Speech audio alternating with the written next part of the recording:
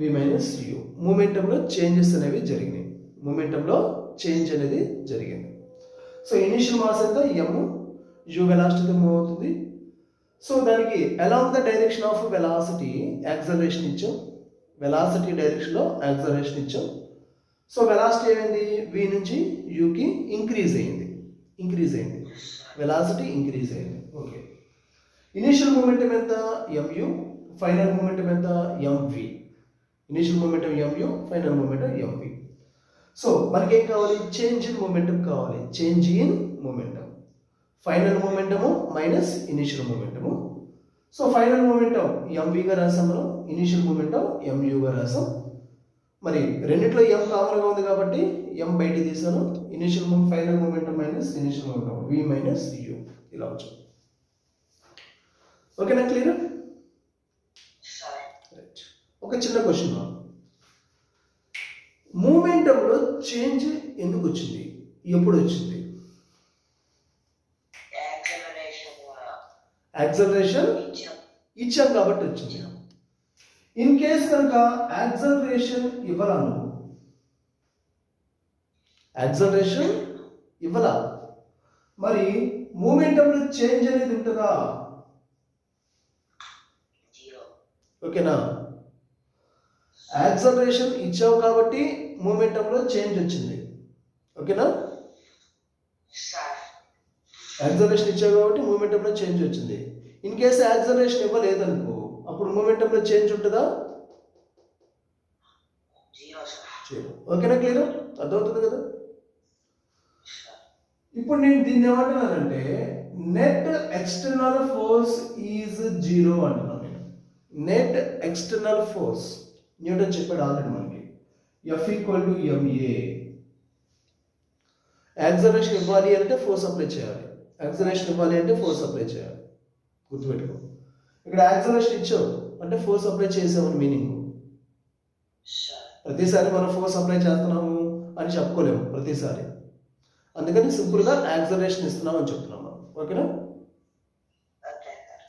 So net external force is zero. Object మీద పనిచేసేటువంటి external force zero. Internal forces గురించి మనం మాట్లాడట్లా, ఎక్స్టర్నల్ ఫోర్సెస్ గురించి మాట్లాడుతున్నాను నేను. ఓకేనా? సో ఎక్స్టర్నల్ ఫోర్స్ జీరో అయితే చేంజ్ ఇన్ మూమెంటం అనేది zero. So that is the conservation of momentum. Okay, clear? చిన్న ఎగ్జాంపుల్ చెప్తాను. చిన్న ఎగ్జాంపుల్ చెప్తాను.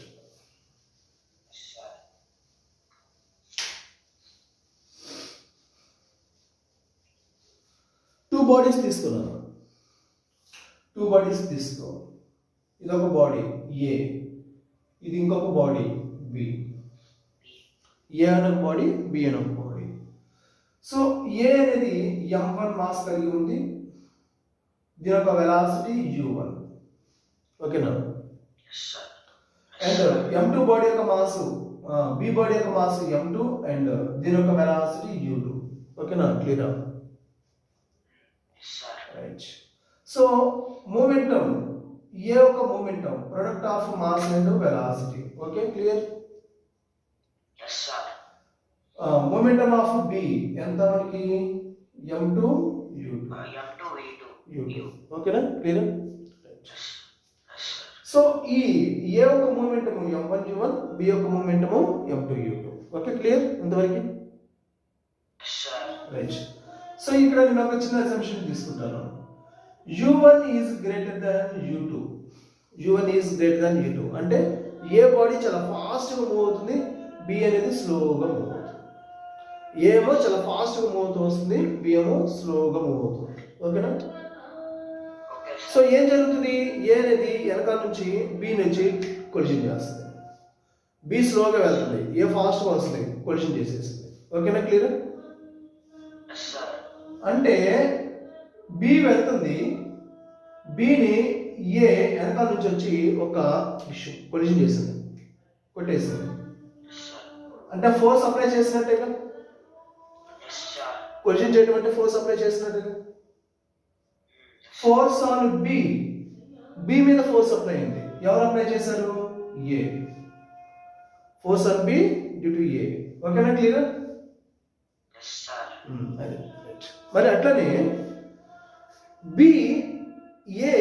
మీద ఫోర్స్ అప్లై చేసినప్పుడు B మీద ఫోర్స్ అప్లై చేసినప్పుడు మరి B ఊరుకుంటుందా? ఇప్పుడు ఇద్దరు ఫ్రెండ్స్ ఉన్నారు, B ఇద్దరు ఫ్రెండ్స్ ఉన్నారు.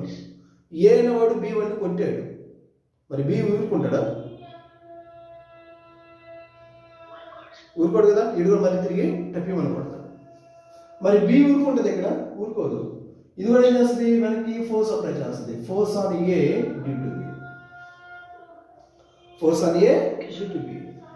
సో ఇక్కడ ఇద్దరు కూడా ఏం చేస్తున్నారు, మ్యూచువల్గా ఫోర్సెస్ అప్లై చేస్తున్నారు. A B మీద ఫోర్స్ అప్లై చేసింది, B ఏం చేస్తుంది, A మీద ఫోర్స్ అప్లై చేస్తుంది. క్లియరా ఇంతవరకు? సో రెండు కూడా ఏం చేస్తున్నారు, ఒకటి ఇంకొక దాని మీద ఫోర్సెస్ అప్లై చేసుకున్నాం, రెండు ఇంకో దాని మీద ఫోర్సెస్ అప్లై చేసుకున్నాం. ఓకే, ఇంతవరకు బాగానే ఉంది. సో ఫోర్సెస్ అప్లై చేసుకున్న తర్వాత రెండింటి యొక్క వెలాసిటీస్ మారిపోయింది కదా, మారిపోయింది. ఇది ఫాస్ట్గా వెళ్తూ బీని వెనకాల నుంచి కొట్టింది కాబట్టి బి యొక్క స్పీడ్ ఏమవుతుంది, ముందుకు వెళ్ళిపోతుంది, ఫాస్ట్గా మూవ్ అవుతుంది. ముందేమో స్లోగా వెళ్ళింది, కాస్త ఏ వచ్చి కొట్టగానే ఇది ఫాస్ట్గా మూవ్ అవుతుంది. ఇదేమవుతుంది, ఫాస్ట్గా వచ్చిన తర్వాత స్లోగా మూవ్ అవుతుంది. క్లియరా? ఇంతవరకు ఇబ్బంది లేదు కదా? అంటే ఏ అనేదేమో స్లో అయిపోయింది, సో V1 స్పీడ్కి వచ్చేసింది. బట్ B మాత్రం ఏమైంది, ఫాస్ట్గా వెళ్ళిపోయింది. ఓకేనా? క్లియరా ఇంతవరకు? సో కొలిషన్ జరిగింది కదా, ఇక్కడ రెండు ఒకదానొకటి ఢీ కొట్టుకునే కొలిషన్ జరిగింది. కొలిషన్ జరిగిన తర్వాత వెలాసిటీస్ V1 V2.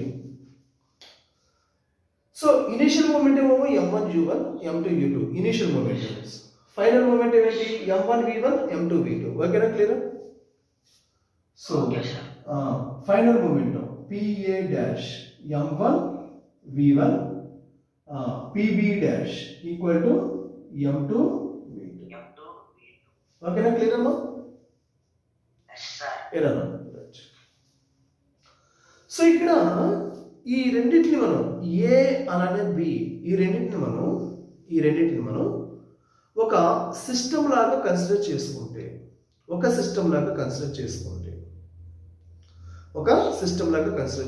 రెండింటిని ఒక గ్రూప్గా తీసుకుని ఒక సిస్టమ్ లాగా కన్సిడర్ చేసుకుంటే అప్పుడు A B మీద అప్లై చేసిన ఫోర్సు, B A మీద అప్లై చేసిన ఫోర్సు రెండు కూడా ఇంటర్నల్ ఫోర్సెస్ కిందే తీసుకున్నాం.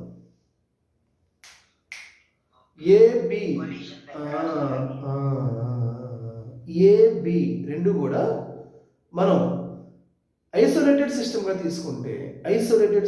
తీసుకుంటే ఒక గ్రూప్లా తీసుకుంటే A B మీద అప్లై చేసిన ఫోర్సు, B A మీద అప్లై చేసిన ఫోర్సు రెండు కూడా ఇంటర్నల్ ఫోర్సెస్ కింద తీసుకోవాలి మనం. So force on B due to A equal to force on A due to B. లేదా ఇలా force on A due to B equal to force on B due to A. అంటే రెండు ఎట్లా ఉన్నాయి, equal opposite లో ఉన్నాయి. ఒక force ముందుకుంది, ఇంకో ఫోర్స్ వెనక్కి ఉంది. కానీ డైరెక్షన్ చూడు, B మీద ఫోర్స్ ఏమో ముందుకుంది, A మీద ఫోర్స్ ఏమో వెనక్కి ఉంది. రెండు ఆపోజిట్ లో ఉన్నాయి. ఇంటర్నల్ ఫోర్సెస్ గా ఐసోలేటెడ్ సిస్టమ్ గా తీసుకున్నాం అండ్ ఇంటర్నల్ ఫోర్సెస్ అనుకున్నాం. అప్పుడు రెండింటి యొక్క ఫోర్సెస్ యొక్క డైరెక్షన్ ఎట్లా ఉంది, ఆపోజిట్ లో ఉంది. అంటే రెండు కూడా ఈక్వల్ మ్యాగ్నిట్యూడ్. ఓకేనా? Clear? Right. So force on A due to B equal to force on B due to A. ఇది కావాలి మనకి. A మీద ఎంత ఫోర్స్ అప్లై అవుతుంది, B మీద ఎంత ఫోర్స్ అప్లై అవుతుంది.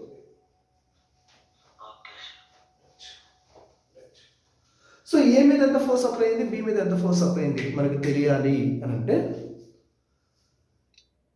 A యొక్క మూమెంటంలో వచ్చిన చేంజ్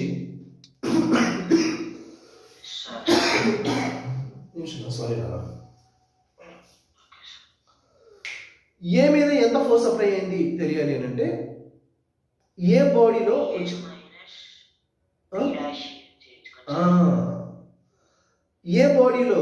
ఏ బాడీ యొక్క మూమెంటంలో వచ్చిన చేంజ్ తీసుకోవాలి, అలానే బి బాడీ యొక్క మూమెంటంలో వచ్చిన చేంజ్ తీసుకుంటే చాలు. ప్రీవియస్గా చూసాం మనం, ఎప్పుడైతే ఆబ్జెక్ట్ మీద మనం ఫోర్స్ అప్లై చేసామో మూమెంటం చేంజ్ అయింది. సో ఇప్పుడు ఏ మీద ఫోర్స్ అప్లై అయింది అంటే ఏ యొక్క మూమెంటం చేంజ్ అవుతుంది. కన్ఫ్యూజ్ అవుతాం. ఏ మీద ఫోర్స్ అప్లై అయింది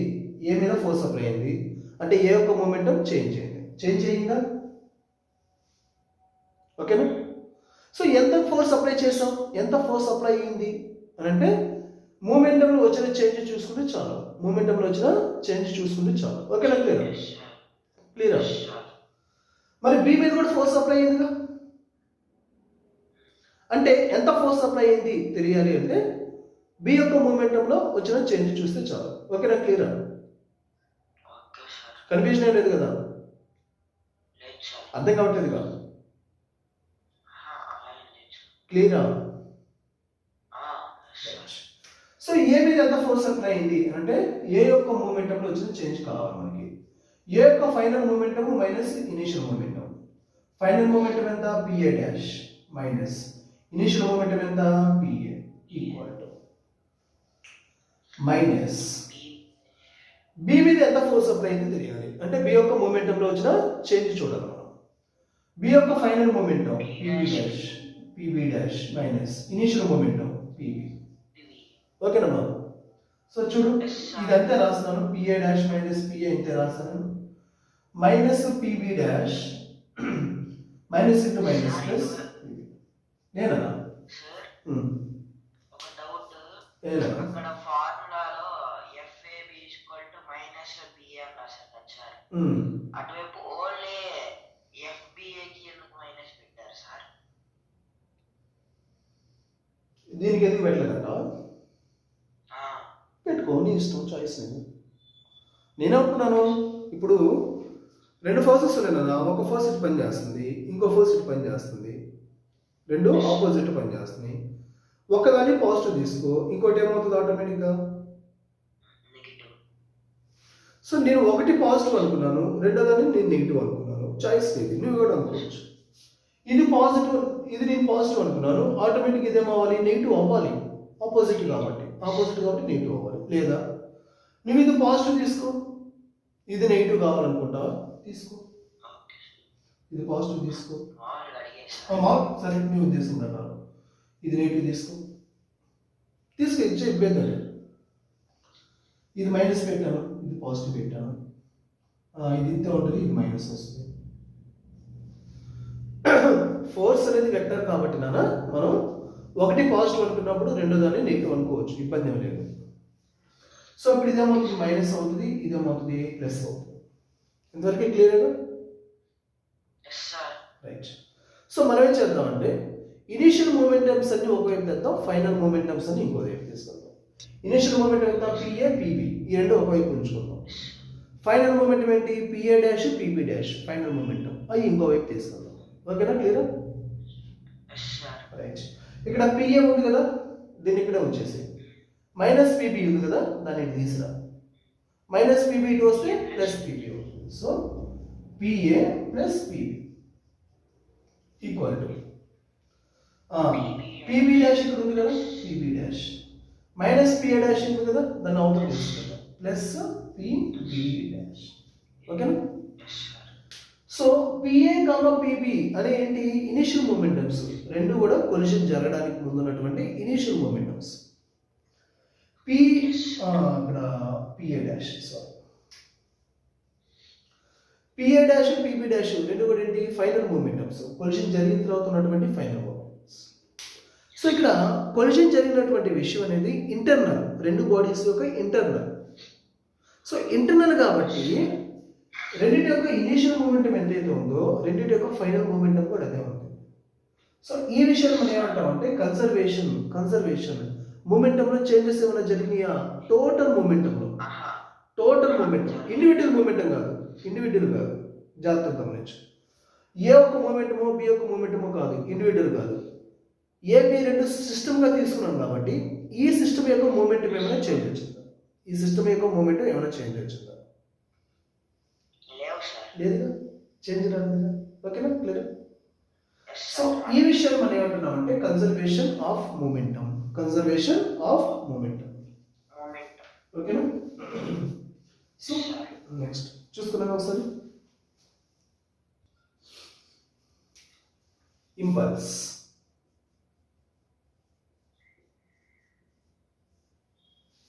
సో మనం రెండు ఆబ్జెక్ట్స్ తీసుకుందాం. ఏ అనేది బి అనేది రెండు ఆబ్జెక్ట్స్ తీసుకుందాం. ఏ అనేది బి అనేది ఏబి రెండు ఆబ్జెక్ట్స్ తీసుకుందాం. సో ఏ అనేది బి మీద ఏకి కొంత మూమెంటం ఉంది పిఏ, బికి కొంత మూమెంటం ఉంది పిబి. సో రెండింటి మధ్య కొలిషన్ జరిగింది. ఇందాక కేసే ఏ బి మధ్య కొలిషన్ జరిగింది. జాగ్రత్తగా గమనించు. ఏ అనేది బి మీద ఫోర్స్ అప్లై చేసింది. Force on B due to A. Force on B due to A. మరి బి కూడా ఏ మీద ఫోర్స్ అప్లై చేస్తుందిగా. Force on A due to B. Force on A due to B. So force apply చేసినప్పుడు ఏం జరిగింది? Force apply చేసాం మనం. Momentum change అయింది. మూమెంటం చేంజ్ అవుతుంది. ఇప్పుడు మనం ఏ అనేది బి మీద ఫోర్స్ అప్లై చేసింది కాబట్టి బి యొక్క మూమెంటం చేంజ్ అయింది. ఇంతవరకు క్లియర్. మరి బి కూడా ఏ మీద ఫోర్స్ అప్లై చేసింది. మరి ఏ యొక్క మూమెంటం కూడా చేంజ్ అవ్వాలిగా. ఓకేనా? రైట్. ఇంతవరకు ఓకే. ఇంకొక విషయం చెప్తున్నాను చూడండి. ఏ బి మీద ఫోర్స్ అప్లై చేసింది, దాన్ని మనం యాక్షన్ అని చెప్పేసి అందాం. మరి బి అనేది కూడా రివర్స్ లో ఏ మీద ఫోర్స్ అప్లై చేస్తుందిగా. అదేంటి? Reaction force. ఈ రియాక్షన్ ఫోర్సెస్ మనం ఏమంటామంటే ఇంపల్స్ అని అంటాం. అంటే తిరిగి మళ్ళీ సేమ్ ఆబ్జెక్ట్ మీద ఫోర్స్ అప్లై అవుతుంది కదా. ఈ ఫోర్సెస్ మనం ఇంపల్స్ అని చెప్పేసి అంటాం. ఇంపల్స్. ఓకేనా? సో డైరెక్ట్ గా ఫోర్స్ వల్లనేమో బి యొక్క ఫస్ట్ ఆబ్జెక్ట్ లో లిసన్, ఏ బి మీద ఫోర్స్ అప్లై చేసింది. ఈ ఫోర్స్ వల్ల బి యొక్క మూమెంటం చేంజ్ అయింది. ఓకేనా? ఏ ఒక్క మూమెంటం చేంజ్ అవ్వడానికి కారణం ఏంటి? B. So B reaction force ఉపయోగిస్తుంది ఏ మీద. ఓకేనా? అయితే ప్రతిసారి మనం రియాక్షన్ ఫోర్స్ అని అనకూడదు, ఇంపల్స్ అని అన్నమాట. ఏమంటాం? Impulse. Okay, clear? So impulsive forces వల్ల ఫస్ట్ బాడీ యొక్క మూమెంటంలో చేంజెస్ జరుగుతాయి. ఫోర్సెస్ వల్ల ఏమో సెకండ్ బాడీలో మూమెంటం చేంజ్ జరుగుతుంది. ఇంపల్సివ్ ఫోర్సెస్ వల్ల ఫస్ట్ బాడీలో మూమెంటం చేంజెస్ జరుగుతాయి. ఓకేనా? క్లియర్? సో ఇక్కడ మనం ఈ ఇంపల్స్ అనేటువంటి దాన్ని మనం జేతో డినోట్ చేస్తాం. ఫోర్సే వేరేదేది కాదు, ఫోర్సే. కాకపోతే ఇది రియాక్షన్ ఫోర్స్. ఇది రియాక్షన్ ఫోర్స్. మనం యాక్షన్ రియాక్షన్ అంటాం కదా. మనం యాక్షన్ చేస్తే అవుతుంది, రియాక్షన్ చేస్తుంది. ఫోర్స్ ఇది కూడా రియాక్షన్ ఫోర్స్. ఓకేనా? క్లియర్? Reaction force. దీన్ని మనం జేతో డినోట్ చేస్తాం. కొంచెం జాగ్రత్తగా చూడండి. Impulsive force J equal to force into change in time. ఆ ఫోర్స్ అప్లై అవ్వడానికి ఎంత టైం పట్టింది? Force into time. ఎంత ఫోర్స్ అప్లై అవుతుంది? F force. ఆ ఫోర్స్ అప్లై అవ్వడానికి ఎంత టైం పడుతుంది? డెల్టా టీ టైం పడుతుంది. ఓకేనా? కన్ఫ్యూషన్ ఏం లేదు కదా. సో దీన్ని నేను చేస్తాను. సో ఈ ఇంపల్సివ్ ఫోర్సెస్ ఎప్పుడు వస్తాయి అని అంటే ఒక ఆబ్జెక్ట్ రెండో దాని మీద ఫోర్స్ అనేది అప్లై చేసినప్పుడు మాత్రమే వస్తుంది. రియాక్షన్ ఫోర్సెస్ ఎప్పుడు వస్తున్నారా? ఫస్ట్ ఆబ్జెక్ట్ సెకండ్ ఆబ్జెక్ట్ మీద ఫోర్స్ అప్లై చేసినప్పుడు మాత్రమే. ఓకేనా? సో ఇప్పుడు నేను ఏం చేస్తున్నాను? బాల్ని బ్యాట్తో కొడుతున్నాను. సో కొడుతున్నప్పుడు ఇదేం చేస్తుంది? బ్యాట్ ఏం చేస్తుంది? బాల్ మీద ఫోర్స్ అప్లై చేస్తుంది. ఇక్కడ ఉంది బాల్, ఇక్కడ ఉంది. ఇదేం చేస్తుంది? ఫోర్స్ అప్లై చేస్తుంది. బ్యాట్ బాల్ మీద ఫోర్స్ అప్లై చేస్తుంది, యాక్షన్. మరి బాల్ బ్యాట్ మీద ఫోర్స్ అప్లై చేయాలిగా, ఎస్ సార్. అది రియాక్షన్, ఇంపల్స్. ఓకేనా, క్లియర్? Clear sir. రైట్. ఇప్పుడు నువ్వు సైకిల్ వేసుకొని అన్ఈవెన్ రోడ్డు మీద వెళ్తున్నావు. సో రోడ్ అనేది ఎట్లా ఉంది, అన్ఈవెన్గా ఉంది, బాగా డ్యామేజ్ అయ్యి ఉంది. జాగ్రత్తగా గమనించు, రోడ్ ఎట్లా ఉంది, బాగా డ్యామేజ్ అయ్యి ఉంది. సో డ్యామేజ్ అయినప్పుడు నువ్వు ఎట్లా వెళ్తావు, నువ్వు కొంచెం త్వరగా వెళ్ళాలి, కాలేజీకి వెళ్ళాలి నువ్వు, లేదా మార్కెట్కి వెళ్తున్నావు. రోడ్ ఎట్లా ఉంది, బాగా డ్యామేజ్ అయ్యి ఉంది. సో నువ్వు కొంచెం త్వరగా వెళ్తున్నావు కాబట్టి ఈ టైర్ ఫాస్ట్గా తొక్కుతున్నావు, నువ్వు స్పీడ్గా ఉన్నావు. ఈ వీలు రొటేట్ అవుతున్నటువంటి వీల్ వెళ్ళి ఆ డ్యామేజ్ అయినటువంటి పార్ట్లో డబేలు అని పడింది. రోడ్ ఇట్లా అన్ఈవెన్గా ఉంది, నువ్వు సైకిల్ వేసుకుని వెళ్తున్నావు. సో ఈ వీల్ ఏమైంది, డ్యామేజ్ అయినటువంటి పార్ట్లో. ఓకేనా, ఎస్ సార్. రైట్. ఇక్కడ ఉన్నాను. సో ఈ వీల్ ఈ వీలు ఈ రోడ్డు మీద యాక్షన్ ఫోర్స్ అప్లై చేస్తుంది, ఇది యాక్షన్. ఈ డ్యామేజ్ అయిన రోడ్డు ఉంది చూసావా, ఈ డ్యామేజ్ అయిన రోడ్డు నీ టైర్ మీద ఫోర్స్ అప్లై చేస్తుంది, రివర్స్ డైరెక్షన్ ఫోర్స్ అప్లై చేస్తుంది. ఎందుకని, ఈ వీల్ వచ్చి ఆ డ్యామేజ్ అయిన పార్ట్లో పడ్డప్పుడు ఈ వీలు దీని మీద ఫోర్స్ అప్లై చేసింది, దాన్ని మనం యాక్షన్ అంటాం. మరి రోడ్డు కూడా రివర్స్లో ఫోర్స్ అప్లై చేయాలి, రియాక్షన్ చేయాలి అది కదా, రియాక్షన్ ఫోర్స్ ఇది. దీన్ని మనం ఏమంటామంటే రియాక్షన్ ఫోర్స్, లేదా సింపుల్గా మనం ఏమంటామంటే ఇంపల్స్. ఓకేనా, క్లియర్, అర్థమవుతుందా? సో ఇంపల్సివ్ ఫోర్సెస్ జరిగినప్పుడు ఒక్కసారిగా సడన్ గా ఈ ఇంపల్సివ్ ఫోర్స్ మొత్తం కూడా ఆ వీల్ మీద అప్లై అయిందనుకో, అప్పుడు ఆ వీల్ ఏమవుతుంది అంటే డ్యామేజ్ అవుతుంది, లేకపోతే అక్కడ ఫ్రంట్ ఫ్రేమ్ ఏదైతే ఉందో ఆ ఫ్రేమ్ అనేది డ్యామేజ్ అవుతుంది. అంటే టోటల్గా వెహికల్ అనేది దెబ్బతింటుంది, డ్యామేజ్ అవుతుంది. ఓకేనా? సో ఇదేంటో తప్పదు, యాక్షన్ తప్పదు, దానికి రియాక్షన్ కూడా తప్పదు. మనం ఏం చేయొచ్చు అంటే ఇక్కడ మనకున్నటువంటి అవైలబిలిటీ ఏంటి అని అంటే ఈ రియాక్షన్ ఫోర్స్ అప్లై అయ్యేటువంటి టైంని తగ్గించవచ్చు. ఓకేనా, క్లియర్?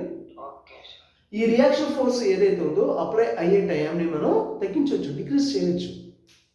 సో చూడు, ఇక్కడ నుంచి చూడు, force equal to J by delta T. So impulsive force ఇది ఫోర్స్ కరెక్టే, ఇంపల్సివ్ ఫోర్స్ కరెక్టే.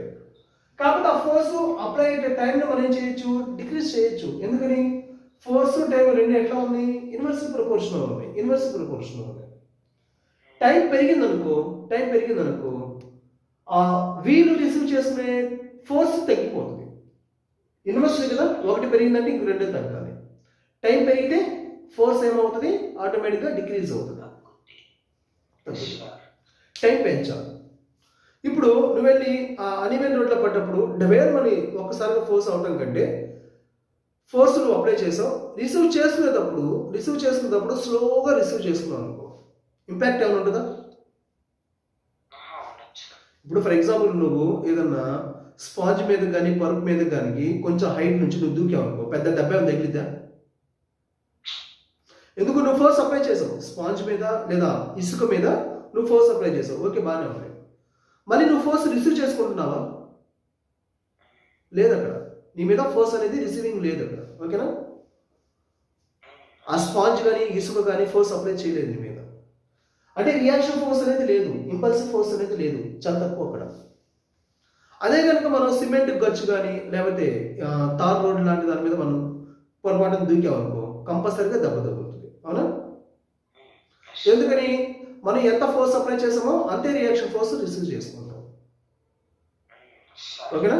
సో ఇది ఎందుకు జరుగుతుంది అంటే షార్ట్ ఇంటర్వెల్ ఆఫ్ టైంలో జరుగుతుంది కాబట్టి, షార్ట్ ఇంటర్వెల్ ఆఫ్ టైంలో వెంటనే రిసీవ్ చేసుకుంటాం.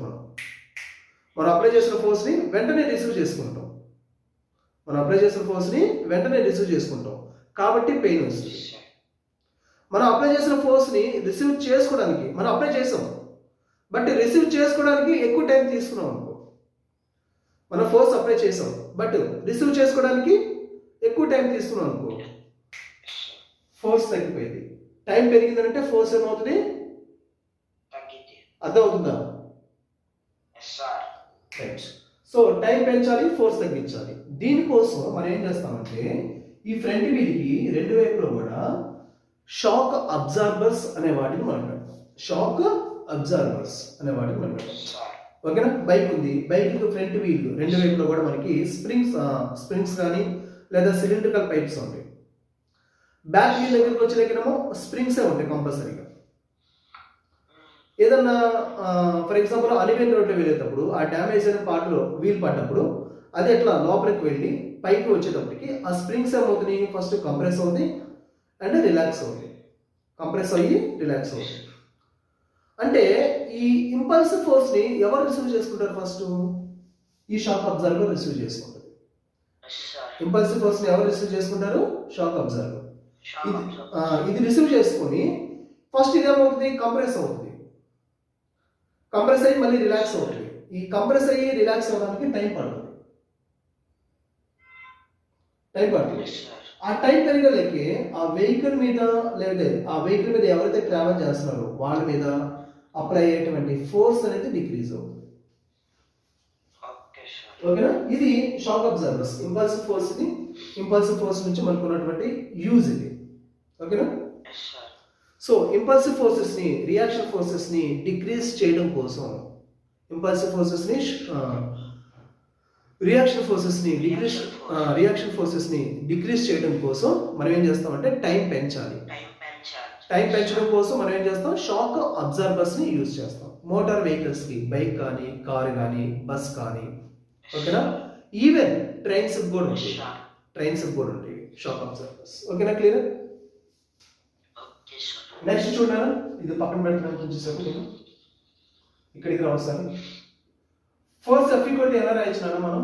MA. Force F = MA. ఇదైతే నాన్న టైం. రైట్. మాస్ యాక్సలరేషన్ కదా. యాక్సలరేషన్ అంటే ఏంటి? Change in velocity by change in time. అంతేగా? Rate of change of velocity. Change in velocity, final velocity minus initial velocity, లేదా ఎట్లా రాదు? Final velocity minus initial velocity by time, change in time. ఓకేనా? So A place లో నేను ఈ విషయం రాస్తున్నాను? Final velocity minus initial velocity by change in time into change in time. ఓకేనా?